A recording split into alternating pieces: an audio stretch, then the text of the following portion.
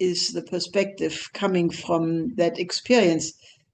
Just to state the context very briefly, yesterday was an amazing day. You had on the one side the really important, super important phone discussion between President Trump and President Putin, which I think is, extremely important for the, hope to avoid nuclear war.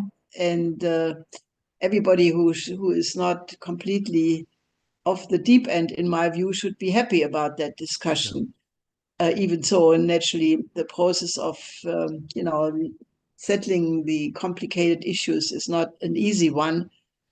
And then on the same day, you had the equally spectacular, however, in the other direction, event in the German parliament, the Bundestag, where a two-thirds majority voted for loosening up the debt brake and basically to finance an enormous rearmament program, which, according to the German economic daily Handelsblatt, will amount to 1.7 trillion euros in the foreseeable future, which will be loosened up and spent for mainly military purposes. And then one day later, von der Leyen from Copenhagen announced a new white book on military issues for the EU, also announcing a program of 800 billion euros for rearmament.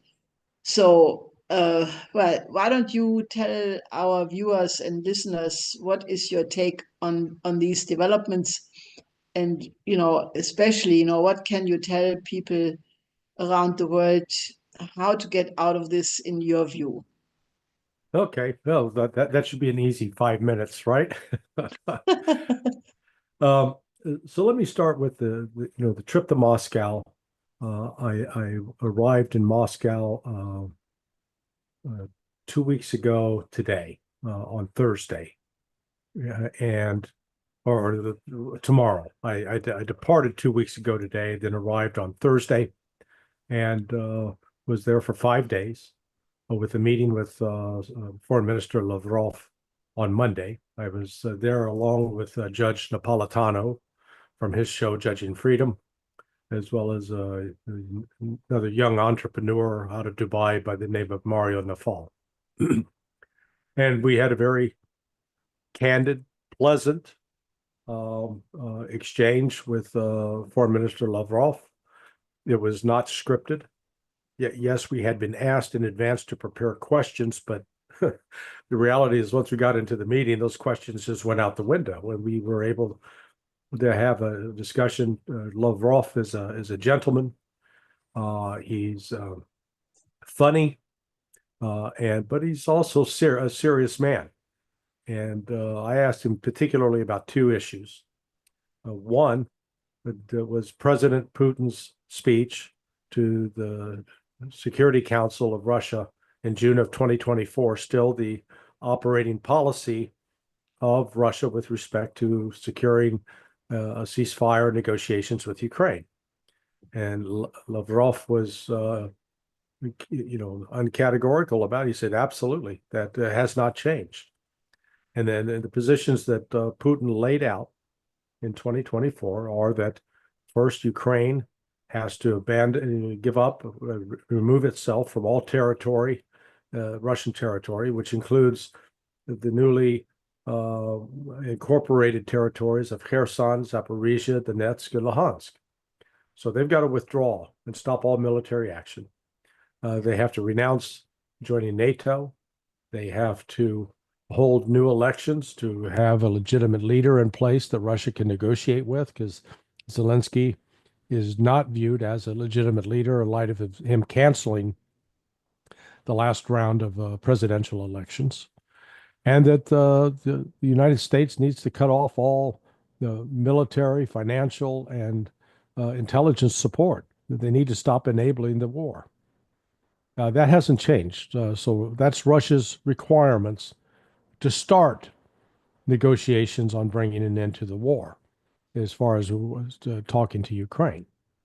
Then I asked him about the relationship with China. Again, the United States is, from a policy standpoint, particularly around Trump, but it's not just Trump, it's bipartisan. They believe that we can somehow split Russia from China and use Russia as a wedge to attack and undermine China. I mean, it's just it's madness. But this imperialist sickness that infects the West is just it's like an addiction, very difficult to quit. But Lavrov pointed out that Russia and China are now in a relationship that's not superficial, that is profound, it's deep, it encompasses both economic, political, military.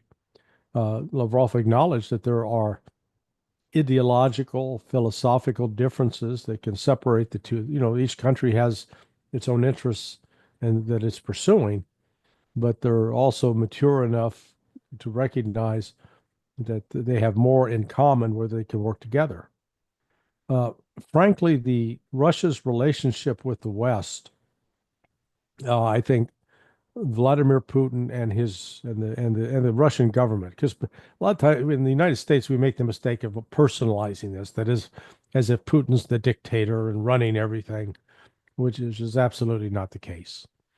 But the Russians, I think, by and large, have finally come to recognize that the United States is the equivalent of an abusive spouse, one who has been harming us for years. And we've always gone back to them because they've promised to behave. They promised never to do it again. And we go back and they, beat us up, rape us, abuse us. And that's been sort of the relationship of Russia with the West. And the Russians now think, in particular, voiced by Putin just yesterday at a conference of the industrialists, Russia understands that there is no prospect for a normal relationship with the United States. That doesn't mean they can't have normal diplomatic relations, but it's the understanding that the United States is never going to do anything to act in the interest of Russia, and it's certainly not going to be keen to identify or accept any of Russia's national interests. It's a very much a utilitarian relationship. It's what we want out of it in the West, and what we can take from Russia, what we can exploit from Russia, and how we can manipulate and use Russia to achieve other goals. And the Russians now, they're savvy to that. And so they say, okay, we're not going to do that anymore. Well, you want to have a relationship, we'll have a friendly adult relationship, but there's no romance involved. It's going to be fair and it's going to be equitable. And if you don't want that, then fine. We're happy to go about our lives without worrying about you. They don't need the West. They recognize they're better off if they're not having to arm themselves. But frankly, as you pointed out, the actions by the Germans, coupled with the rhetoric coming out of France and Macron's offering of a nuclear umbrella, and then Starmer trying to cobble together a coalition of the willing, Russia recognizes that the West is still keen on invading it and trying to destroy it. And so it will continue to take steps to defend itself. And it's not going to drop its guard and give in to a ceasefire just for the sake of trying to satisfy the West. But, given the fact that, there seems to be like two universes where people living in the one universe have one conviction and, set of axioms and ways of understanding how the world works. And then you have this amazing disconnect on the side of those people who, are now calling themselves the coalition of the willing. But if you look at it, it's despite all of this plaster, the German economy is in a free fall. The European economies in general are no match anymore to Asia. And in a certain sense, even if they now go into this military buildup, this is not shared by not even the entire EU.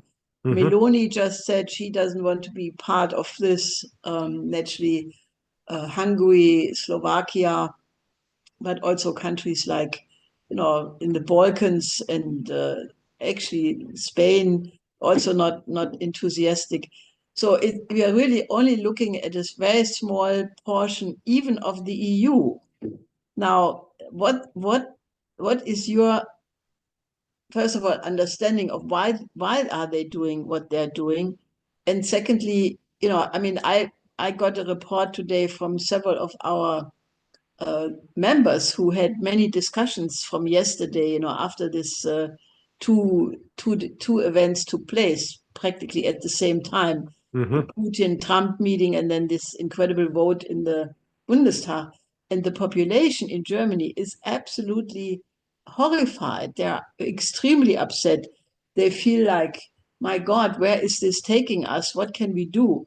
So, I mean, what is your advice? What to do? What should the Germans realize in your view?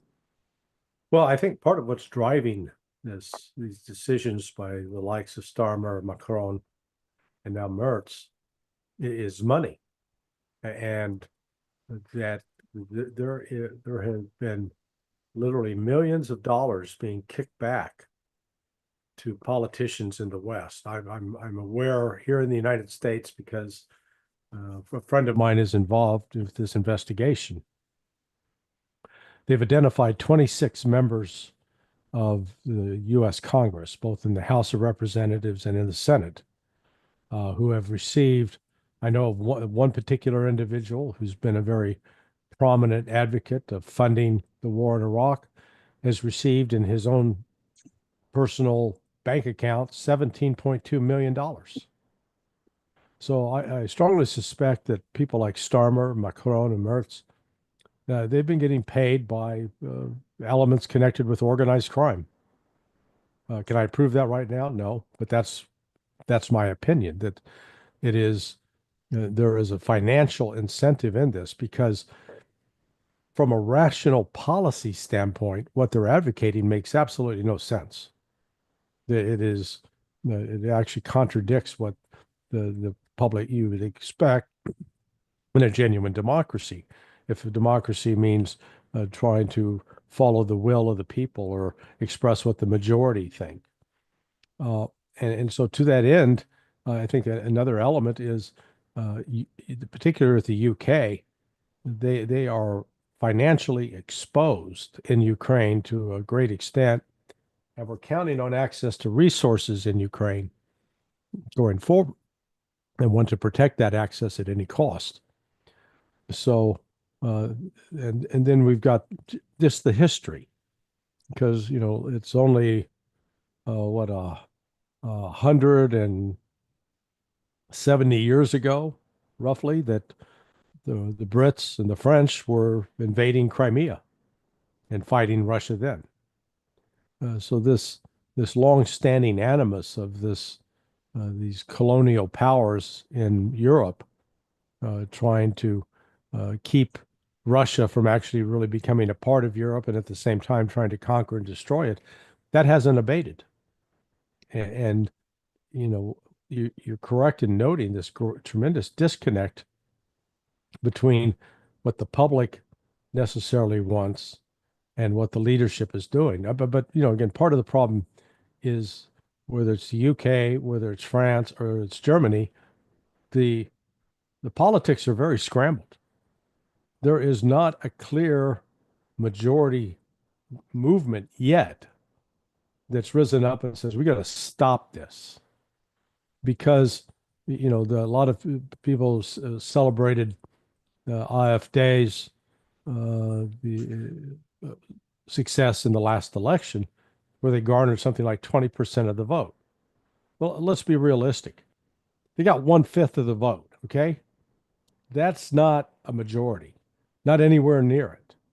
And there was no other party either.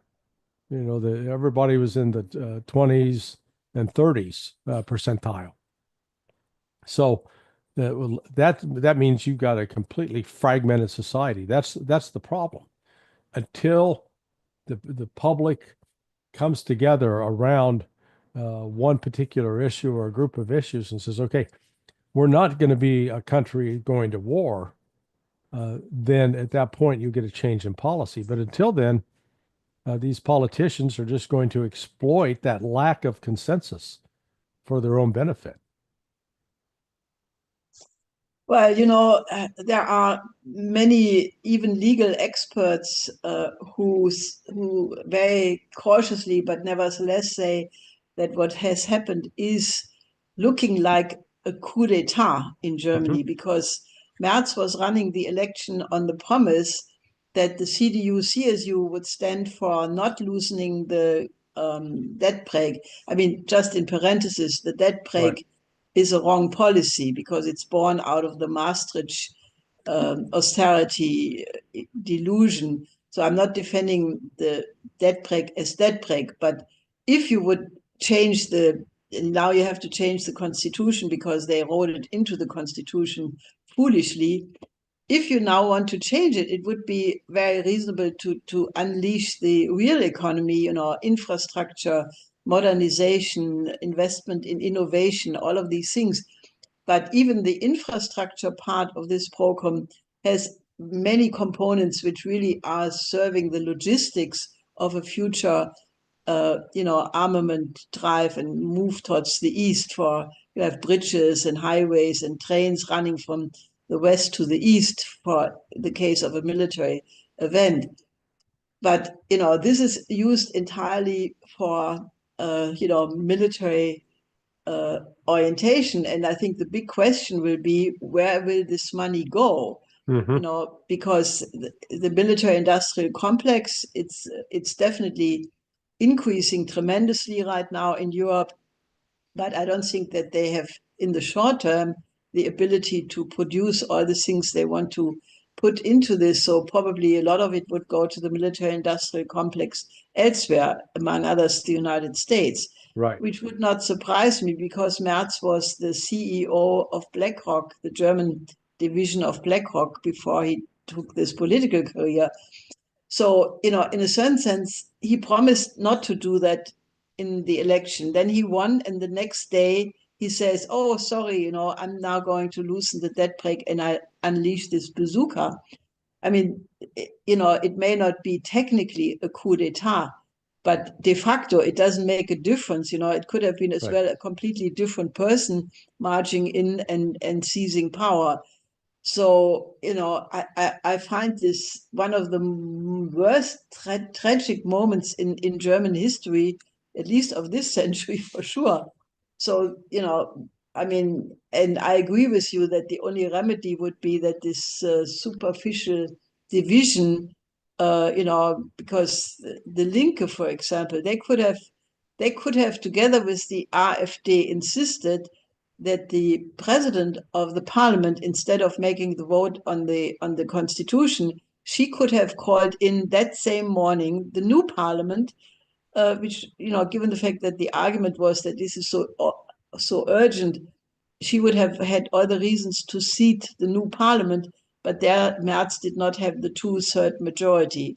Right. So therefore, I think what you are saying in terms of the absolute urgent need that people really start to and the Linke did not do that because they said, oh, we will never go together with a extreme right-wing party like that who is watched by the Verfassungsschutz, by the Internal Secret Service. And, if you ask yourself, what is worse, to work with somebody who admittedly has some unholy elements in it? The AfD has some very problematic people in it, but at large, there are also very decent people in it. So rather than preventing Germany of going on a war path, they have this ridiculous idea that you cannot work with such people. Why don't you tell what you think about this? Well, it's sort of ironic what Germany's now going through. um, it's reminiscent of what happened in the 1920s going into the 1930s and the rise of National Socialism. What I mean by that is that the economic chaos that was underway and the lack of a coherent political force. And now, right now, we're not seeing any other group, even though AfD is being portrayed as like the rebirth of the Nazis, which it is not. But that we don't see anybody with sort of that personality and charisma that was evinced back then by Hitler. That ultimately he became a popular figure, and became a popular figure in part because he did restore the economy in Germany. He overcame the economic problems and gave people great pride in being German at the time. Do we see any kind of political player anywhere in the German, various German political parties with that kind of charisma and capability? No. Merz in particular. Merz is almost like a bad stereotype of a Hollywood movie trying to create a villain, with his connections to BlackRock. And this is where we come to, I think the heart of the matter is it's still, follow the money. This is all about money and wealth. And BlackRock's exposure in Ukraine is significant. And if the Russia continues on the path that it is and defeats Ukraine, that is going to be a significant financial loss, both for BlackRock, but also for the UK. And so, here is Merz, even though ostensibly trying to lead Germany, he's serving the interests of his former financial master. And this is where we get to the, sort of the heart of the matter, that this, the ultimate objective through all of this spending on military equipment and such is to try to destroy, try to destroy Russia and take all of Russia's natural resources and use those for the benefit of the West. I mean, the West is like a horde of locusts right now, trying to descend upon a corn crop and strip it bare. So that's what Russia is fighting against, and maybe fortunately, what's going on in the West is the lack of any coherent policy. It's more like people who've on a sinking ship trying to figure out who can get into the lifeboat first and trying to get control of that lifeboat. So, that inevitably breeds chaos. Yeah, ruining Russia didn't work so well. Baerbock, our still foreign minister, she had put this out many times, and now somebody in the German government proposed her to become the president of the UN General Assembly for this present year, which is such an absurd idea. She ruined the image of Germany for her entire period as foreign minister, and now they propose that. So even the former chief of the Munich Security Conference, Heusgen, said, this is absurd because she's just an outdated model. And I mean, in a certain sense, it's totally crazy.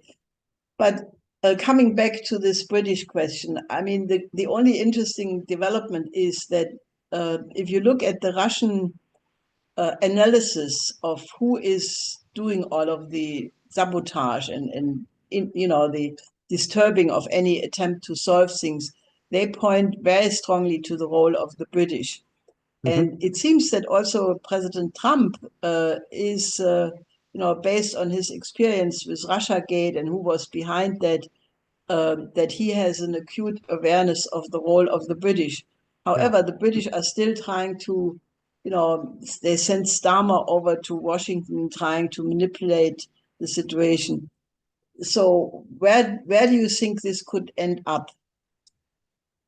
Well, the good news is that the Brits are ultimately going to be incapable of following through on their plan, on what they want to do. And it's simply because they talk big, they talk as if they are a Great Dane, but in the reality, they're an elderly toy poodle with no teeth. Can still be, they can still create a mess on the carpet. It can be very unpleasant to be around, but militarily they're hollowed out. I've noted that you could take the entire British Army and put them into Manchester United's football stadium, and there'd still be probably another 20,000 seats available for additional troops. So they have no military force, either from the standpoint of naval forces, air force, or ground force. Nonetheless, they maintain this pretense that they're somehow going to make a difference on the ground in places like Ukraine. And you're correct in noting the role that the Brits played in Russiagate. They've really been a pernicious influence, and that's why Trump sort of played with Starmer and didn't give Starmer what Starmer's looking for is a guarantee that if they pick a fight with Russia, that the United States will come in to finish it. And so far, Donald Trump has said, no, we're not going to do that. And so it's going to leave Starmer hanging. I don't see how he can continue to focus on foreign affairs while ignoring the domestic turmoil at home. Britain's economy is not much better than Germany's, and they're both in Britain's is in stagnation at best. So you're looking at economic recession across Europe, and it's not just a matter of being able to raise funds, but they don't have the personnel. There are not what I'd call German patriots and British patriots saying, we want to join the military, we want to fight for our country. Fortunately, we don't have a lot of that sentiment. That's the good news. Well, I'm flabbergasted because, if you look at the changes going on in the world right now, they are so gigantic and so big that it is very hard to understand how some people cannot see that. I give you an example. Yesterday or 2 days ago, Tulsi Gabbard attended the Raisina dialogue in India, which is a very prestigious forum by the Indian government and the Observer Research Foundation. And she made a very passionate speech because, she has Hindu as her religion, and she feels that India is her second home. And obviously, this means a good link between India and the United States.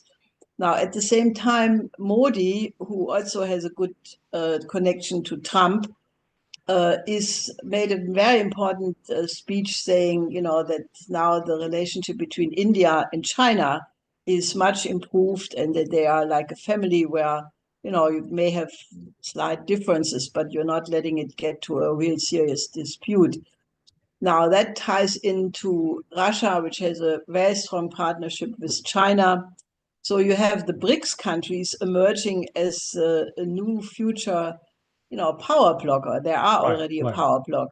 And if the United States, via such connections like, a pragmatic relationship to Russia, positive relationship to India, I can see that the United States is no longer antagonistic to that. And, Putin, before he got on the phone with Trump, had a meeting with Russian industrialists, and he laid out a perspective saying, look, the future is really with the global majority, the BRICS, and he, advised them to invest in this area and so forth. So what you see emerging is a complete strategic realignment with the rise of Asia. It's not just China, but it's all of Asia.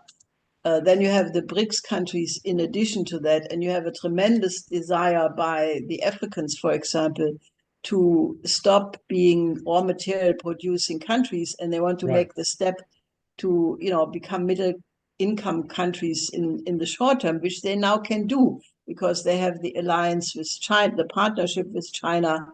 Many of them are either already BRICS or want to be part of the BRICS. So the power center of the whole world has clearly shifted. And, from that standpoint, it really looks to me that these few Europeans are really the always yesterday people, the ones who just don't understand that the world has shifted and they're sticking to their old neoliberal, neo-colonial world outlook. And I think that, in a certain sense, this cannot last long because the dynamic of this new power block is going to be so evident, and especially if the United States would take a at least neutral or even positive attitude towards that, I think we are in front of gigantic changes for the better. So I have an underlying tremendous sense of optimism. Yeah, no, I agree with you, particularly with respect to the, let's call it the end of the colonial era. We can mark the start of the colonial era with the voyages of Vasco da Gama, Christopher Columbus, and this starting to seize territory around the world.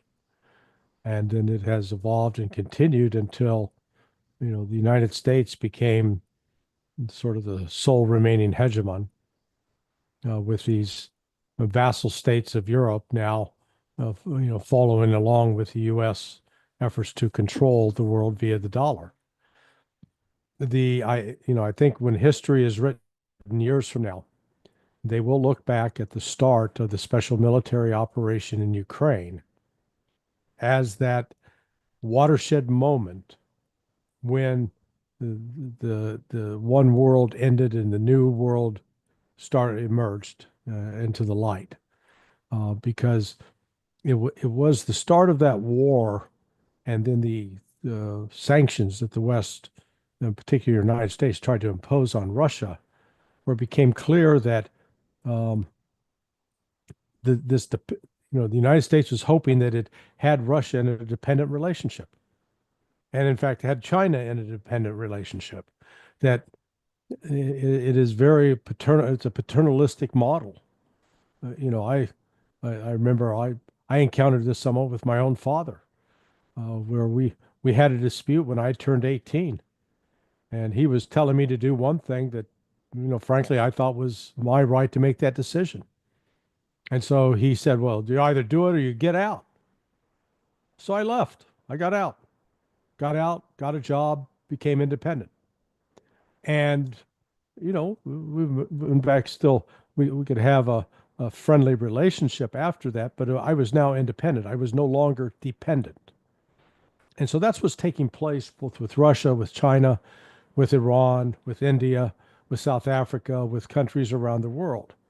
And, I'm not trying to pretend that, some of these countries don't have their own internal problems to wrestle with. But you know what? That's their problem to wrestle with. It's not my job to go interfere and be part of, trying to tell them what they need to do to fix themselves. And that's where Russia comes in a leadership role, because the Russians have been very astute in dealing with other countries, not from a standpoint of self-importance, not treating them in a condescending manner, but treating them as equals. You see this especially the different African representatives that I've seen at like the St. Petersburg International Economic Forum. The Russians don't treat them like they're a bunch of former slaves from Africa. They treat them like equals. And, people know when they're being talked down to, and they know when they're being treated with respect. And that's one of the things that's genuine about Russians, that they're not going to talk down to you and treat you like you're an inferior creature or an insect. And that, that's where I think we're entering this new era. The U.S. and Europe are desperate, trying to hold on to it. But as we've seen over the course, especially the last 2 years, France, Belgium, they're getting booted out of Africa, and rightly so, as is the United States. Whereas Russia and China are making headways, and they're making headways because Russia and China don't need to go into those countries to rape them of their resources, because Russia and China have them, have their own resources. Instead, they really are, I think, sincere about promoting the genuine economic development of those countries. Well, I think that the present situation is very hopeful. I don't know if you are aware of the fact that when the special military operation started, I made immediately the proposal that we have to absolutely stop geopolitics and move to an international security and development architecture which takes into account the interest of every single country on the planet, this being in the tradition of the Peace of Westphalia, and that naturally would include today Russia, China, North Korea, Iran. And, when I made that proposal almost, exactly 3 years ago, there were many people who said, oh no, this is premature, this cannot be done. If now we are into war and therefore people will not listen to this. But if you look at it now, we are moving in this direction because Xi Jinping is proposing his three initiatives, the Global Security, Development, and Civilizational Initiative. And Putin on the June 14th last year made a very important speech where he said that he now, because of the special military operation, sees the possibility for a European security system and even a global security system. And that means that both China and Russia have stated that they think in terms of a new global security system. So I think that that is really the goal for the future, because if people, I believe that, for many reasons, the emergence of nuclear weapons, the internet, the pandemics, and AI and digitalization, we are really in a historic moment where we have to think about the humanity as one, because you cannot solve the problem anymore in a partial way. I mean, the Roman Empire collapsed, and people in India had no idea that this was taking place, and they had a Gupta period with flourishing literature and so forth. And only years later, they found out that in another part of the world, there was a tremendous collapse. Now, this is different, Yeah. that we are sitting in one boat. And I personally think that, the best we can do is to, move towards such an international system as quickly as possible, because only then, in my opinion, can you solve problems like the Middle East and other crisis points which are still in a disarray. So, do you think Trump would be willing to consider such a thing? If you asked me that 3 weeks ago, I would have said yes. If you asked me that today, I'd say no. I think Trump is going to do everything in his power to sabotage BRICS. He's going to do everything in his power to maintain the supremacy of the U.S. dollar. And I think that's partly what's behind his calls to, take over Greenland and incorporate Canada into the United States and retake the Panama Canal. This is a level of aggressive imperialism that maybe we can give Trump credit. He's not being subtle about it. He's not pretending to do one other thing, to be Mr. Peace and now come out with this aggression. He's being upfront that that's what he wants to do. Now, despite some of his campaign rhetoric about wanting to promote peace and bring an end to conflicts, he seems to be stoking the fire, pouring more fuel on the fire to expand the conflicts, not diminish them. But I laid down a clear marker for BRICS that he will punish any country that tries to move away from using the dollar as the reserve currency. Now, he's making that threat, but I think he's got definite limitations in what he can do in that regard. But, I don't think I mean, now with Mark Carney as the new prime minister in Canada, that may be actually an interesting problem. But Mm-hmm. I think that the trend in the world is not in the direction of condoning such actions. But let me ask you another question. The fact that now the Kennedy files have been released, obviously, we didn't have yet time to look at it, but how do you see this whole, and the fact that Tulsi Gabbard took away the security clearance from a whole bunch of people, including Blinken and Sullivan, and, I mean, how do you judge that part of the Trump policy? Well, I think putting Tulsi in as the director of national intelligence, I'm generally supportive of that. Um, she doesn't have a lot of experience with intelligence, and but she's capable of learning. She normally has the right instincts, except she has come around and basically had to bow the knee to the Zionist lobby, the American Israeli Public Affairs Committee and others. She's captive of them.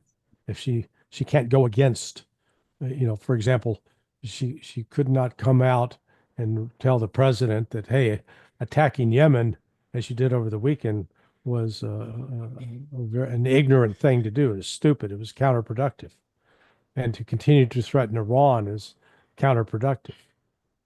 So she's to that extent, unfortunately, she's going to go along with that.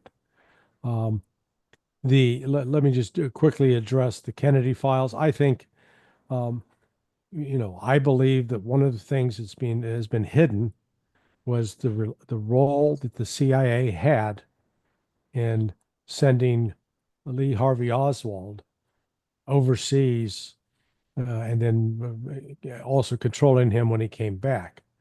Uh, I do not believe that he was the lone shooter, but one of the things the CIA has tried to cover up for years was their direct relationship. Because you think back here's this kid. He's barely 17, joins the U.S. Marine Corps, becomes a radar operator, and then the next thing you know, he's asking for a hardship uh, uh, resignation out of the military, and so they allow him to resign, and he gave the excuse that he had to go take care of his sick mother. And then within weeks, days of getting out of the Marine Corps, he's on a ship headed for Russia. Now, I believe he was selected at some point during his training in the Marine Corps to become a person. He started creating a legend for himself as a pro-Soviet person, so that when he got out, that he would at least have a plausible storyline to sell the Soviets, which he did. And he went there and got married. And then, after a while, things weren't working out. So he came back to the States, but continued in the relationship with the CIA, which led him into activities, again, trying to pretend and present himself as pro Castro. And meanwhile, continuing to go back in Mexico to try to worm his way, figure out how to get back to the Soviet Union. So he was a patsy, a tool, and that's one of the big things that's been covered up over the years.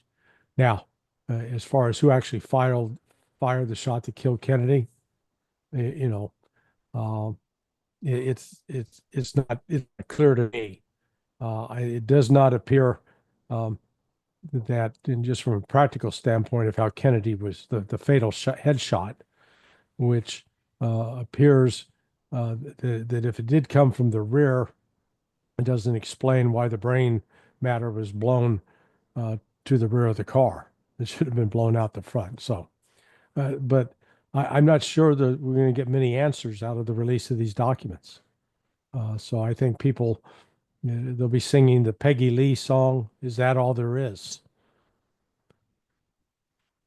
Well, I'm obviously less of an expert on these matters than you are, but nevertheless, I would assume, there are many people who have been looking at that, including Oliver Stone. There was the John F. Kennedy movie, and Right. in that movie there is actually a very interesting figure, Colonel Prouty, and we were in contact with him when he was still alive. And he gave us a very interesting interview where he said that the assassination of Herrhausen, the president of Deutsche Bank, on the 30th of November 89, was as significant in terms of a paradigm shift at the moment of the German unification, like the assassination of Kennedy for the United States, because Mm-hmm. it started a whole new paradigm. And the cover up of the Warren Commission is a very important point, and there are many Americans, even I know of, who are convinced, or let me put it this way, who are looking at this whole period from the standpoint that this ended a period of optimism in the United States, because Kennedy was extremely optimistic in terms of the role of science and technology, in terms of the relationship of the United States to the developing countries. And that all ended and became the opposite with the assassination and the cover up of the Warren Commission. Mm-hmm. Now, the reason why I'm making this longer statement is because, I attended a couple of years ago a dialogue of Asian civilizations and in China. And there were all the Asian nations. And what impressed me really incredibly deeply was that all of these countries, not just China, but India, uh, Persia, Vietnam, Thailand, all of them looked at their own rich tradition of sometimes 5,000 years, highlighting, whatever they thought was the most powerful contribution they made, and out of that defining then a strength for their own future. Mm-hmm. And given the fact that in the United States you have soon the 250th anniversary of the American Revolution, I mean, I think that looking at the paradigm shift which was caused by the Kennedy assassination in the context of the history, relatively young history of the United States, you know, I can very well see that this will lead to a reviewed looking at American history from the standpoint of when were there periods when America played a positive role, like John Quincy Adams famously said, the role of the United States is not to go abroad and chase foreign monsters, but to live in an alliance of peaceful republics. That, going back to this Kennedy paradigm and then thinking about the 250th anniversary of the Republic, that it could really lead to a renewed intellectual, engagement of Americans with their own history, to reject what was negative, which was, in my view, the period when there was this special relationship between the United States and Great Britain, and use that as the foundation to run the world as an empire based on the model of the British Empire, rejecting that and going back to its traditional, to its tradition as a republic, because after all, the War of Independence was the first anti-colonial war in history against the British Empire. So, while this is stretching the topic a little bit beyond the Kennedy files, but I think, to look back at the American history, to try to find back the soul of the country, I think this is a tremendous possibility, don't you think? Well, let's call it the mythology that dominates right now, our story explaining our reason for being. centers on World War II. And that myth is that here the United States was minding its own business when the tyrant Adolf Hitler arose and the Japanese war machine went on a rampage. And therefore, we were pulled into this war unwillingly, and we saved the day. We won the war. Ignoring ignoring what Russia did to defeat the Nazi Empire, but that's a whole nother story. So coming out of that, Americans still had this model, this notion that, hey, we're the good guys. We're the ones trying to rebuild. We're not killing all the Japanese now. We're letting Japan rebuild, and we did. Uh, we're not subjecting the Europe to our rule. We're letting them choose their rule. When the Soviets blockaded Berlin, we did the airlift to keep people fed. So this engendered this notion of America as the good guy.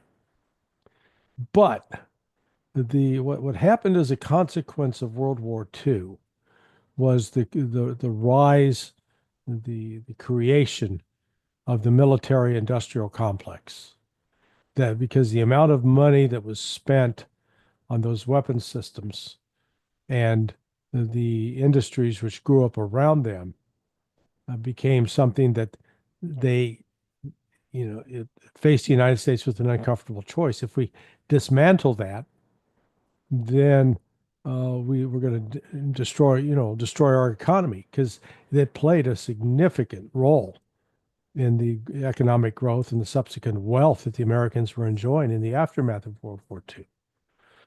So, with the creation of the CIA, and starting in 1948, the CIA became an agent for foreign interference, for creating, if you will, wars or threats overseas that would then justify expanded military expenditures.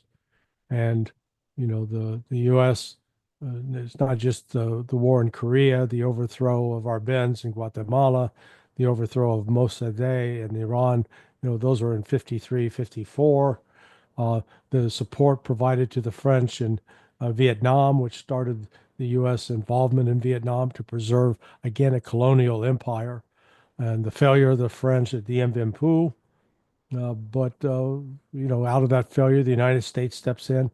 So all of a sudden now you've got these tremendous financial interests invested in war. And candidly, for the, since 1960, for the last 65 years, the United States has been finding an excuse to go to war with somebody instead of finding an alternative. And that's the situation we find ourselves in today, that with Donald Trump on Saturday launching the unjustified bombing of the Houthis, claiming that it was to do freedom of navigation. But the fact of the matter is the Houthis had been abiding by the ceasefire that Trump had negotiated through his emissary Witkoff.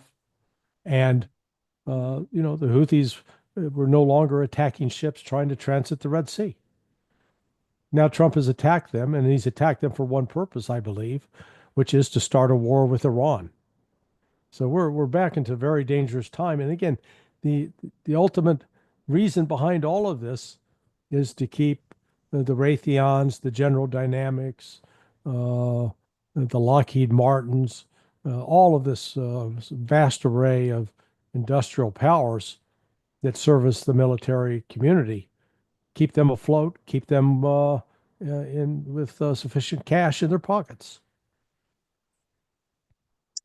Well, that is true, but on the other side, the Russians have made some military advances, which they spend like tenths of the military budget of the United States, but nevertheless they made breakthroughs like the Oreshnik missiles Right. and other systems. And if you look at China, for example, the modernity of hundreds of Chinese cities, not one, but hundreds of Chinese cities, it is so absolutely stunning, in terms of the difference, the collapse of the infrastructure in Europe and in the United States, and how China has now 45,000 kilometers of fast train systems.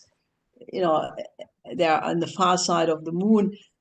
In other words, the military production, may be a means for a certain period of time. But if it's not underpinned with real economy, Right. it's a temporary thing. And, if Trump does not recognize that, and if he wants to make America great again, he has to rebuild the infrastructure, he has to build new cities, he has to do something to actually invest in the real economy in the United States and not just the profit of those people who have invested in the military industrial complex. So you think, how is this going to resolve? Well, I suspect um, if the United States follows through with its plan to go to war with Iran, that war will end in a disaster for the United States. And I think that will then be accompanied by significant economic chaos. Sort of the silver lining out of that, I think the United States may be in a position to recognize we need to move away from our reliance upon a military financialized economy. And what do I mean by that? It's a militarized economy because a significant portion of economic activity is devoted to creating weapon systems that have had no practical use in a battlefield, like the F-35. It's a jet that now reportedly costs a total of, when you consider both the purchase and operating costs, $200 million a piece. Planes get shot down. You can't afford to have something that expensive flying about. But the financialized activity, when you look at the top companies on the stock market in terms of their market capitalization, they're basically social media. Yahoo, Google. You look at them; they don't make anything. They don't actually produce products. They don't build anything. And the United States has lived with this illusion that because we're dependent both on the military expenditures and then can, by virtue of having dollars, be the primary reserve currency, we've been able to finance, lend money around the world that buy up U.S. treasuries, and we can continue to spend what we want without having to take into account that, those are debts that we need to repay at some point. So I think a battle, a war with Iran could really end up hurting us, and but bring out of it a realization that we need to change our course of action. Unfortunately, we have come down on the hour already, and so coming back to the question of what should be done in Germany, I mean, if you look at, empires always overstretch and then collapse. Right. So I have the impression that we are not very far away from that. So what can we do to wake up these Germans that they don't go this way? Because to now at this late hour of the strategic realignment, to go in this direction is almost tragic. You have some final good advice for the German people? Well, I wish the German people would simply be who they are. I spent a lot of time during my 23 years of working with the U.S. military. I spent a lot of time in Germany, and I was also privileged to do a speaking tour on terrorism, from Braunschweig, Berlin, Bonn, Cologne, Frankfurt, Stuttgart, Baden-Baden, München. So I've been around, and I've always found the German people to be, extraordinarily competent and very, very meticulous in what they do.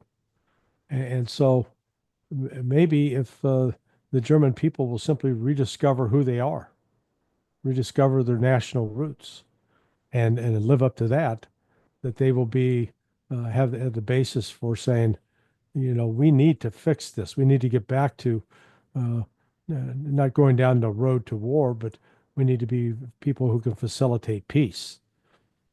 So I remain optimistic in that regard, that there is that, I believe, that capability resident within the German populace.